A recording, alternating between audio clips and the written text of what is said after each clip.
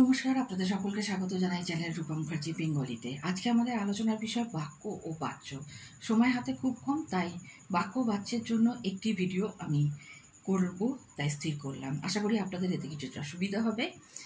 Community post আর শর্টসের দিকে একটু নজর রাখবেন, ওখানে আমি বিভিন্ন সময় নানা রকম নোটস দিয়ে থাকি আপনাদের সুবিধার্থে। চলুন তাহলে শুরু করা যাক।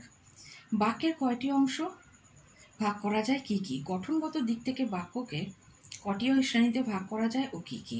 ব্যাকরণে বাক্যকে দুটি অংশে ভাগ করা যায়, উদ্দেশ্য ও বিধেয়। যেমন অপু ফিরে এলো, এখানে অপু উদ্দেশ্য, ফিরে এলো বিধেয়।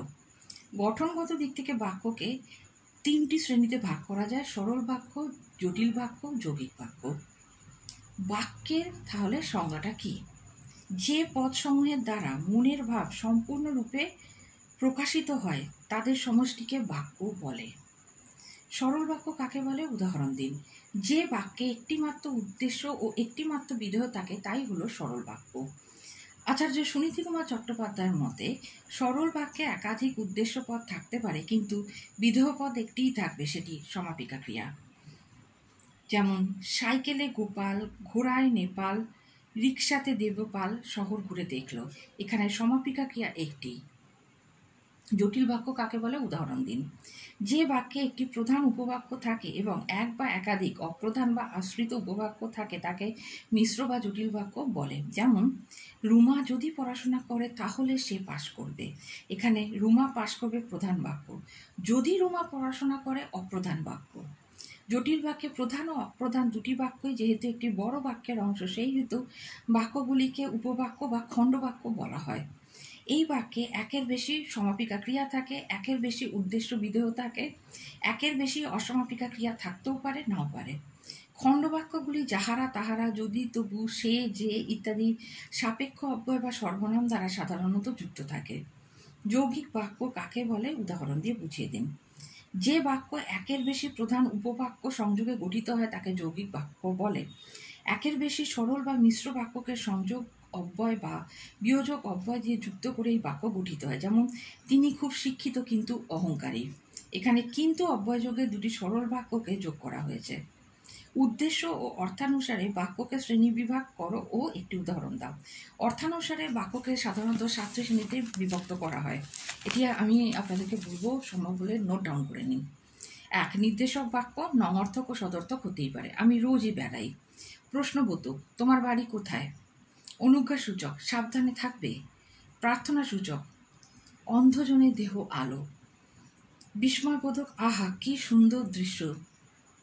কার্যকারণাত্মক, পড়লেই শিখবে। সংশয়বাচক, তোমরা বুঝি দমদমে থাকো। বাক্যাংশাৎ, যোগ্যতা, আকাঙ্ক্ষা, আসক্তি যুক্ত পদচ্চয়।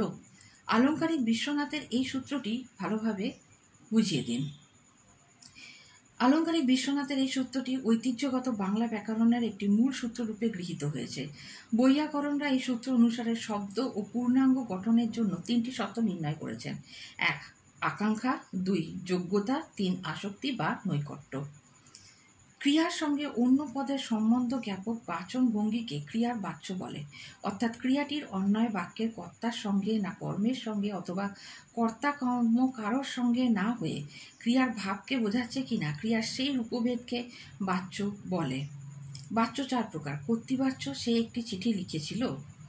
কর্মবাচ্য, রাম কর্তৃক রাবণ নিহত হয়েছিল। ভাববাচ্য, মহাশয় কি করা হয়? কর্তৃকর্মবাচ্য, ঘরে ঘরে শাঁখ বাজে।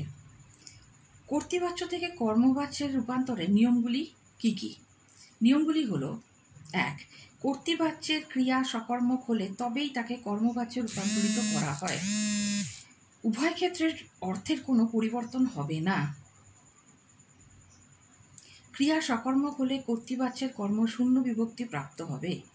কর্তৃবাচ্যের ক্রিয়া দ্বারা দিয়া কর্তৃক অনুসর্গ যুক্ত হবে এবং করণ কারকে পরিবর্তিত হবে।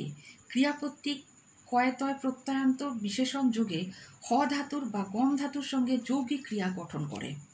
কর্তৃবাচ্য থেকে ভাববাচ্যে পরিবর্তনের নিয়মগুলি কী কী? এগুলো কিন্তু খুব গুরুত্বপূর্ণ ব্যাপার। হয়তো একটি নিয়ম তুলে দিয়ে আপনাদেরকে জিজ্ঞাসা করা হলো এটি কিসের নিয়ম, কোন বাচ্য থেকে কোন বাচ্য রূপান্তরিত করা হয়েছে, এরকম কিন্তু প্রশ্ন আসতেই পারে। নিয়মগুলি হলো কর্তৃবাচ্যের ক্রিয়াটি অকর্মিকা হতে হবে, ক্রিয়া কর্তৃপদের ভূমিকা নেবে, ক্রিয়ারই অর্থ প্রাধান্য পাবে, কখনো কর্তা উহ্য থাকে, কখনো বা কর্তায় সম্বন্ধ পদের বা কর্মকারকের বিভক্তি হয়। উভয় ক্ষেত্রে অর্থ একই থাকবে। খাঁটি বাংলায় আপ্রত্যয়ন্ত ক্রিয়াবাচক বিশেষ্যের সঙ্গে ভাববাচ্য ক্রিয়াযুক্ত হয়। ক্রিয়াটি হ ধাতু নিষ্পন্ন হয়ে সর্বদাই প্রথম পুরুষের রূপ পায়।